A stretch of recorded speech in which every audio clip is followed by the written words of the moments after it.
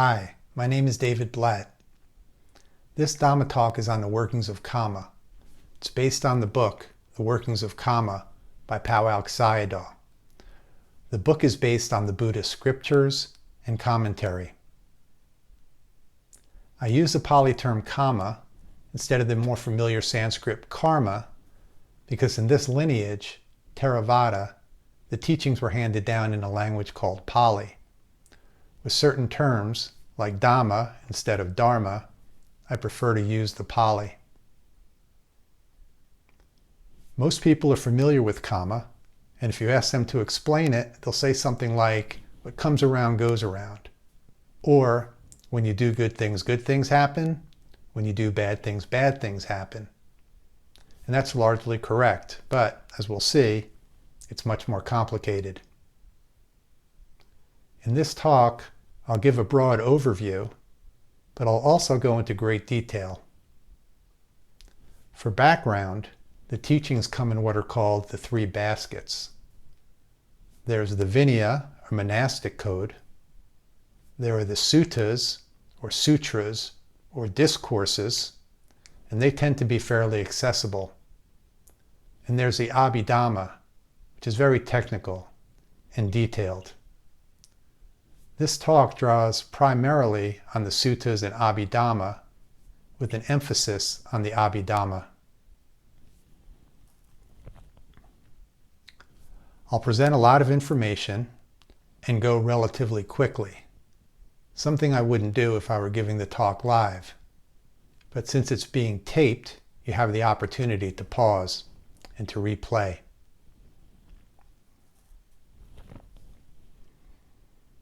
Kamma plays a seminal role in the teachings of the Buddha. For one, it's responsible for most of the things that happen to us. More importantly, it determines our rebirth. Let me take a minute to talk about Buddhist cosmology. According to the teachings, we're caught in a cycle of birth and rebirth called samsara. It goes back to beginningless time, and we've lived countless lives. The only way to end the cycle is to become fully enlightened, to become an arahant. And I'll say more about arahants during the talk. When you become an arahant, there's no rebirth. It's the end of the cycle. It's the end of suffering, which is the reason the Buddha taught. While we're stuck in samsara, at the end of every life, there's rebirth in one of 31 realms. And there are 3 spheres.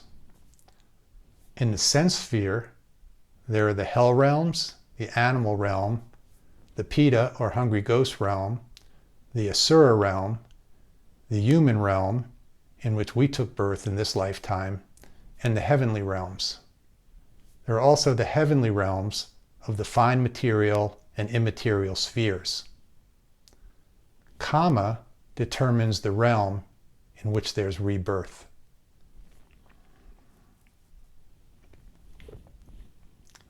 What is Kamma?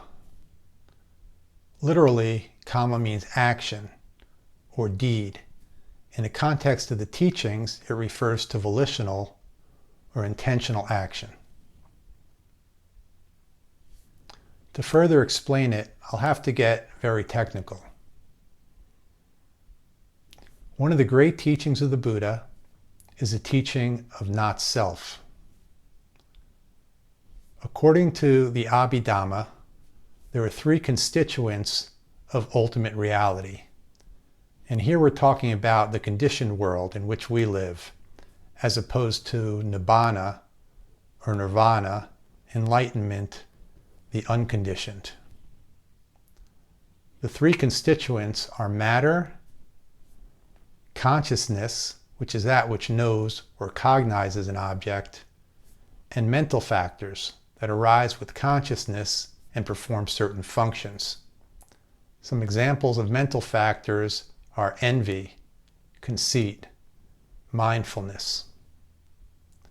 So, rather than a self that experiences ultimate reality, there's a stream of consciousnesses that arise and pass very rapidly.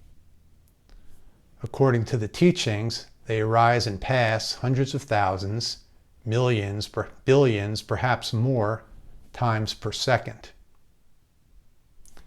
Matter also arises and passes very quickly, although 17 times slower than consciousness. There are 52 mental factors, and they don't all arise with any given consciousness. It's always some combination of them. But there are 7 mental factors that arise with every consciousness. One of those mental factors is volition, and it is that mental factor, volition, that is Kamma. Here's what the Buddha said. Bhikkhus refers to monks. It is volition, bhikkhus, that is Kamma, I declare. Having willed, one accomplishes Kamma by body, by speech, and by mind. Some of you may be familiar with Bhikkhu Bodhi, and he writes about volition. And he writes, volition is the mental factor that is concerned with the actualization of a goal. Its characteristic is a state of willing. As I mentioned, the action must be intentional, and we have the story of the Venerable Chakupala. Chakupala was a blind monk, and he happened to be an arahant. Now, an arahant cannot intentionally kill living beings. One day, while walking, Chakupala didn't see that he was stepping on, crushing, and killing ants. Some of the other monks saw this, and they thought, oh, he can't be an arahant. So they go to the Buddha. And the Buddha explained, no, he wasn't killing them intentionally. And the Buddha confirmed that Chakupala was indeed an arahant.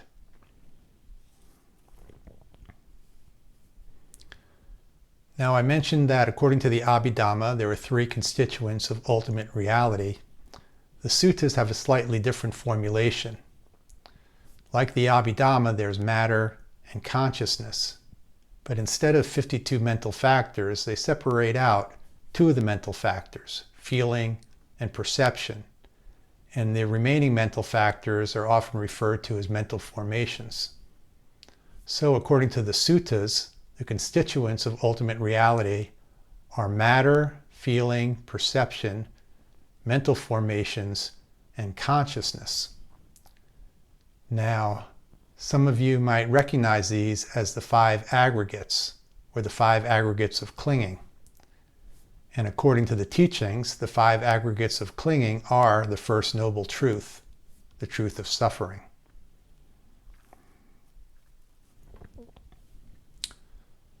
An important notion with respect to Kamma is that of wholesome and unwholesome. Certain of the mental factors are referred to as roots. There are 3 unwholesome roots, greed, hate, and delusion, and 3 wholesome roots, non-greed, non-hate, and non-delusion, also referred to as wisdom or knowledge. Generally, and I'll talk about the exceptions in a minute, when a consciousness is associated with one or more of the wholesome roots, it's a wholesome consciousness. When a consciousness is associated with one or more of the unwholesome roots, it's an unwholesome consciousness. This refers to the ethical quality of the consciousness. So let me talk more about the roots. The unwholesome root, greed, is when we're attracted to an object, and it covers the full spectrum from the smallest desire to the greatest lust. And it includes lust, sensual desire, covetousness, conceit, clinging, attachment, vanity, craving, and views. Hate is sometimes called aversion. It's when we push an object away, and again, it covers the full spectrum from the smallest irritation to the greatest rage. It includes ill will, anger, enmity, cruelty, boredom, impatience, remorse, sorrow, displeasure, envy, possessiveness, lamentation, and despair. Delusion is when you hold wrong view, and it includes not accepting the workings of Kamma and belief in self. The wholesome root, non-greed, includes generosity, renunciation, and offerings. The Pali term for offerings is dana. Non-hate includes metta, or loving kindness, goodwill, amity, compassion, sympathetic joy, and pity. With respect to non-delusion, there are 5 types of knowledges. I won't go into them, but they include accepting the workings of Kamma and belief in not self.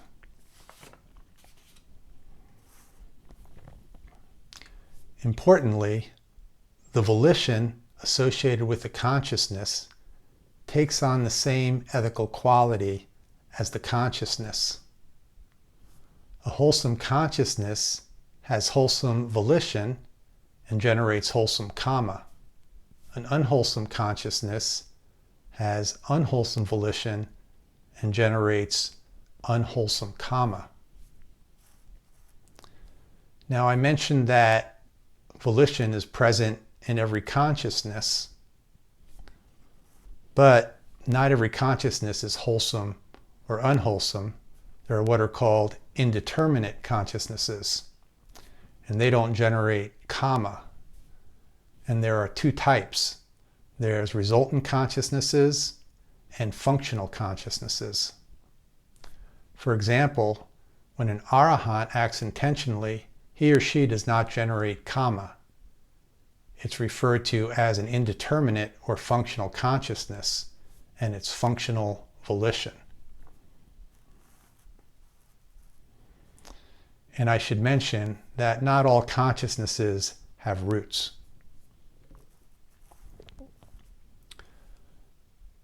We come to an important principle. According to the law of Kamma, when a wholesome Kamma produces its results, those results are necessarily pleasant, desirable, agreeable. When an unwholesome Kamma produces its results, those results are necessarily unpleasant, undesirable, disagreeable. We have the seed of fruit simile. It's like the seed of a fruit that produces a tree that can only bear the same kind of fruit. As Powwow Sayadaw would say, it's a law of nature. It cannot be otherwise. How does Kamma work? When consciousness produces Kamma, it creates what's called a kamic potency. It has the power or potential to bear its fruit when conditions are right. Here we have the simile of a mango tree. Powwow Sayadaw writes, "There may be a mango tree in a garden. At present, it bears no fruits. But when the conditions are right, it will bear fruits. It has the power or potency to bear mango fruits. But if we examine the mango tree, we cannot identify that potency. It is neither to be found in the leaves, nor the twigs, the branches, the trunk, or the roots. Yet it cannot be denied that it exists." We also have the lute metaphor, although I prefer guitar metaphor. You can imagine a guitar lying there. It has the potential to produce music if conditions are right. If someone comes along and plucks a string, it will produce music. So you can envision a stream of consciousnesses flowing along, and flowing along with it is kamic potency.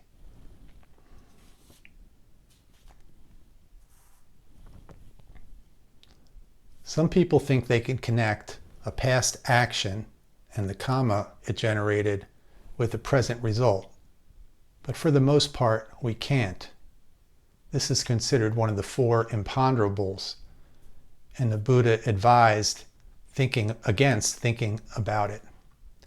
It could lead to vexation and madness, and it's a distraction. Now, many people don't know, but later in life, the Buddha had great back pain. At times, it was so great that he decided not to give a Dhamma talk. He asked Ananda to give it for him.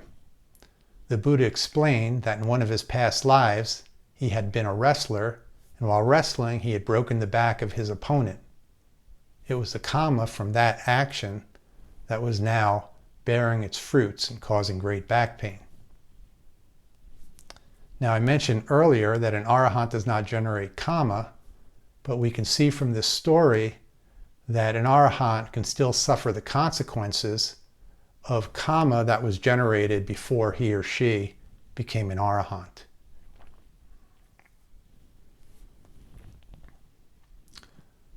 This raises the question, when does Kamma take effect? And there are four categories.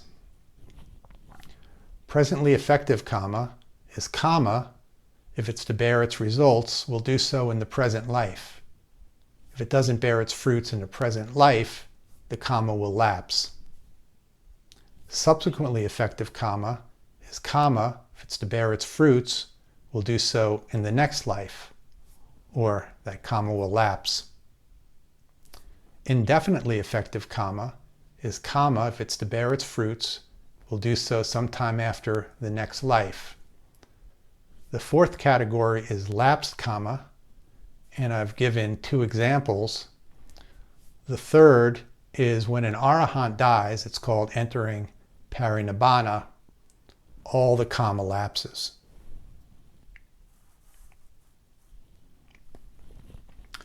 The Buddha talked about the 10 wholesome and unwholesome courses of Kamma.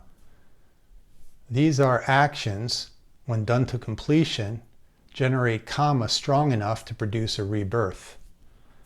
This refers to volitional actions of the body or physical, of speech or verbal, of mind or mental. When we're talking about the unwholesome courses of Kamma of body, it's when you kill, and this includes killing any living being. There's a mosquito about to bite you and you swat and kill it, you're generating unwholesome Kamma.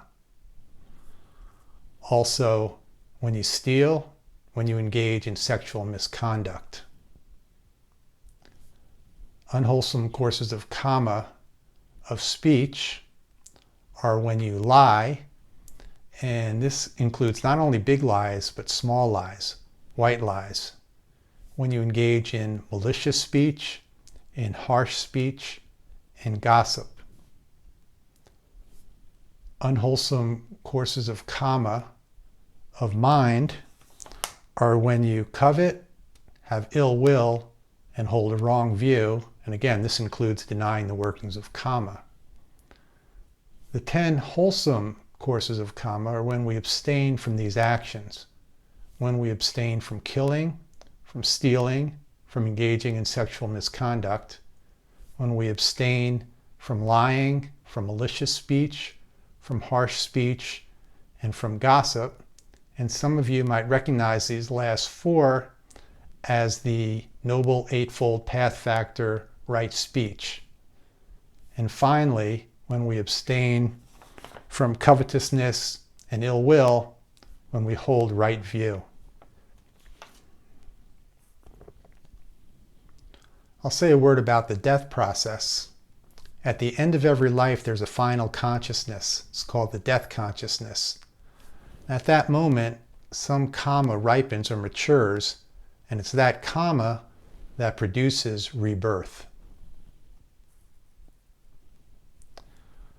This raises the critical question, what Kamma will mature at that time and produce rebirth? And again, there are four categories. The first is weighty Kamma. This is Kamma so strong that it will necessarily ripen at that moment, produce a rebirth. There are 6 unwholesome weighty kammas. They are when you kill your mother, kill your father, kill an arahant, shed the blood of a Buddha, or create a schism in the Sangha. Sangha here refers to the monastic community. Those are the 5 heinous crimes. There's also when you deny the workings of Kamma. There are 8 wholesome weighty kammas, and those correspond to the jhanas. I won't say more about those here. If there's no weighty kamma, there may be an habitual kamma, something you did habitually. You might have been generous or a tormentor. If there's no habitual kamma, there may be a near-death kamma. This is some kamma recollected vividly at the time of death. In fact, it may be recollected so vividly that it supersedes an habitual kamma. And if none of those is present, there's an accomplished kamma, just simply some kamma from the past.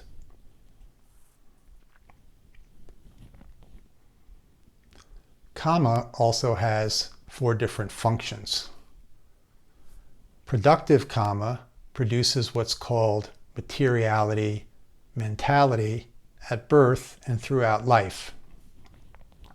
Reinforcing kamma doesn't have a result of its own. Instead, it reinforces productive kamma. It may make it stronger, make it last longer. Frustrating kamma also does not have a result of its own, but frustrates other kamma. For example, you might have wholesome kamma generating a good rebirth, but frustrating kamma might cause you to be sick during the entire life, and thereby frustrating the benefits of that good rebirth. Finally, there's interceptive kamma, which intercepts weaker kamma, and it's described as like a force that stops a flying arrow and makes the arrow drop. Again, there may be wholesome kamma that generates a good rebirth, but interceptive kamma may come and cut that life short, and there may be rebirth in a lower realm.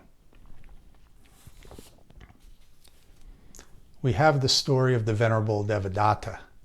Devadatta was the Buddha's cousin. He was a prince and he was a monk, and he had attained the jhanas and had psychic powers. On 3 occasions, Devadatta tried to kill the Buddha, one time seriously injuring him. Devadatta also tried to create a schism in the Sangha.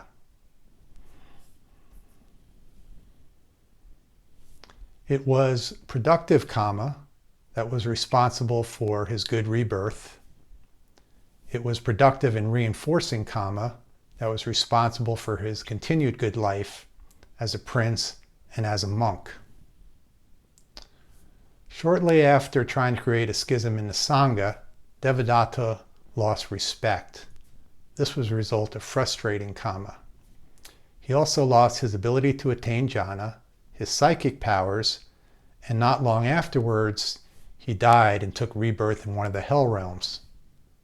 These were the results of interceptive kamma. Now there's good news for Devadatta. The Buddha foresaw that eventually he would become what's called a Pachaka Buddha. That's a Buddha who does not go out and teach.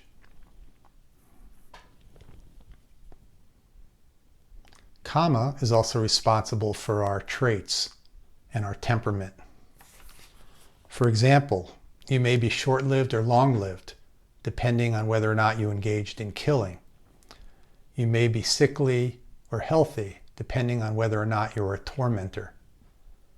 You may be ugly or beautiful, depending on whether or not you are angry or irritable. You may be uninfluential or influential, depending on whether you are envious or whether you had sympathetic joy. You may be poor or rich, depending on whether or not you made offerings or were stingy. You may be low-born or high-born, depending on whether you were stubborn or proud, and whether you respected your elders, betters, Buddhas. You may be stupid or wise, depending on whether or not you were an inquirer. This refers to inquiring into the Dhamma. Some examples of temperament: you may have had wholesome kamma from offerings, but they may have been made with desire for sensual pleasure in the future. This could lead to a lustful temperament. Again, you might have wholesome kamma from offerings, but they may have been made with hate.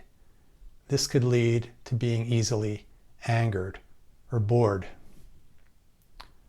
Loving kindness leads to a loving kindness temperament, and likewise for wisdom, conceit, and piety, which lead to their respective temperaments.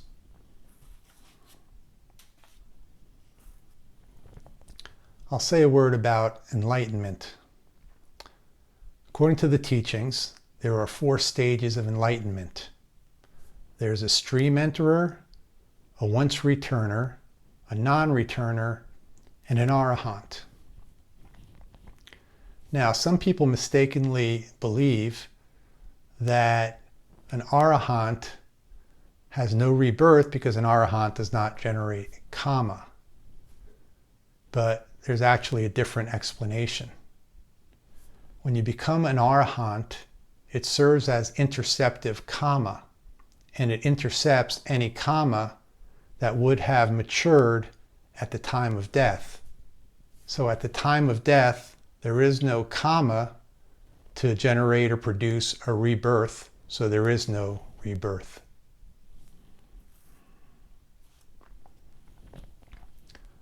I'll end with the story of the Venerable Angulimala. As a young man, Angulimala was a very good student. When he went to university, he became his teacher's favorite. The other students were envious, and they told the teacher that that Angulimala was having an affair with the teacher's wife. At first, the teacher didn't believe them, but eventually he did, and he had the thought, Angulimala is going to kill me, or I need to kill Angulimala. Now Angulimala was strong and the teacher couldn't kill him, so he devised a scheme. It happened to be near the end of Angulimala's studies, so he calls for Angulimala and he tells them that it was his duty to bring his teacher a gift. Angulimala asks, "What shall I bring?" The teacher says, "Take the little finger from the right hand of 1,000 people." Now, at first, Angulimala was reluctant. In fact, his real name was Ahimsaka, which means harmless one. But eventually he agreed, and he went out and became a notorious bandit and murderer. And every time he killed someone, he would take the little finger from the right hand and he would put it on a necklace and wear it around his neck. Angulimala translates as finger garland. Now, word of Angulimala spread, and it reached the ears of his mother, and she recognized that it was her son. So she decided to go and try and save him. So as she's approaching Angulimala, he recognizes her as his mother, but he's so filled with hate, he decides to kill her anyway. He had killed 999 people. She would be number 1,000. Now, around this time, the Buddha had been surveying the world with compassion, and he saw what was going to happen. And he also knew Angulimala from past lives. So he decided to go and try to save Angulimala from committing this heinous crime. He arrives at the same time as Angulimala's mother. When Angulimala sees him, he thinks, "Okay, I won't kill my mother, I'll go ahead and kill this monk." So he starts chasing the Buddha. The Buddha used his supernormal powers so Angulimala couldn't catch him. So Angulimala is chasing and chasing, and he can't catch the Buddha, but as far as he can tell, the Buddha is walking at his normal pace. Finally, the Buddha allows him to catch up, and Angulimala is in awe, and he becomes a follower of the Buddha. And sometime after that, he becomes an arahant. And that was very fortunate for him. He didn't have to suffer potential unhappy rebirths from his past actions. But during his alms rounds, people would recognize him, and for the most part, they let him alone. but some people wanted to exact revenge. On one occasion, Angulimala returned from his alms round, and his head was bleeding, and he had been savagely beaten. And this is what the Buddha said to him. "Bear it, Brahmin, bear it, Brahmin. You are experiencing here and now the results of deeds on account of which you might have been tortured in hell for many years, for many hundreds of years, for many thousands of years." Now, Angulimala was an arahant, so the Buddha didn't have to console him, but his words serve as a reminder that we all bear the karmic consequences of our actions. That ends the talk. Thank you for listening. If you haven't taken my beginning meditation course, I encourage you to do so. It's offered online for free and can be found at vipassanameditationteacher.com.